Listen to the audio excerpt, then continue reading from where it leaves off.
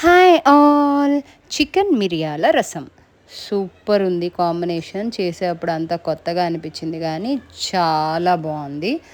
As usual first చికెన్‌ని ఉడకపెట్టేసుకొని, ఉడకపెట్టే లోపల మనము టమాటా ప్యూరీని రెడీ చేసేసుకోవాలి. టమాటా, లైక్ పచ్చిమిరపకాయి, కొంచెం చింతపండు వేసుకొని టమాటాలని పేస్ట్ చేసేయాలి. తర్వాత ఉల్లిపాయలు, తర్వాత చికెను వేసేసుకొని కొంచెం త్వరగా వేగనివ్వాలి.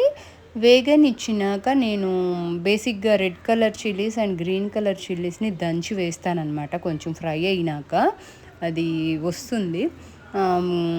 రెడ్ కలర్ చిల్లీస్ ఒకటి, తర్వాత ఏం చేశాననంటే ఉప్పు, కారం అంతా వేసేసి వేగిన తర్వాత బాగా వేసేసిన తర్వాత మళ్ళీ రెడ్ కలర్ చిల్లీస్ వేస్తా. మసాలా, సాల్ట్ అండ్ కారం వేసేసినాక ఖచ్చితంగా రెడ్ కలర్ చిల్లీ వేస్తాను. దాని మూలన మనకేమన్నా కారం అది కొంచెము తగ్గితే అది కంపెల్ చేస్తదనమాట.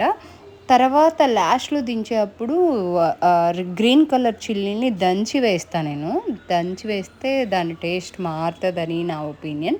అండ్ అంతా కొంచెం బాగా ఫ్రై లాగా అయ్యింది అని మీకనిపిస్తే చికెన్ ఫ్రై ఎలా చేస్తారో అలా చేసుకోండి. తర్వాత మనం చేసిన చికెన్ ఫ్రై అంతా అయిపోయినాక మనం టమాటో ప్యూరీలో మిరియాలు పౌడర్ వేసేసుకొని ఉంచుకోవాలి. అది తీసుకొచ్చి ఇందులో వేసేసుకొని, ఇప్పుడు మీకు ఇందాక చెప్పా కదా గ్రీన్ కలర్ చిల్లీని దంచి వేసుకుంటాను అని. సో, అలా దంచేసి వేసేసుకుంటున్నాను. కొంచెం సేపు ఉంచుకోవాలన్నమాట. బాగా కొంచెం టమాటా ప్యూరీ అంతా ముక్కలకి అయ్యేంత వరకు ఉంచాలి.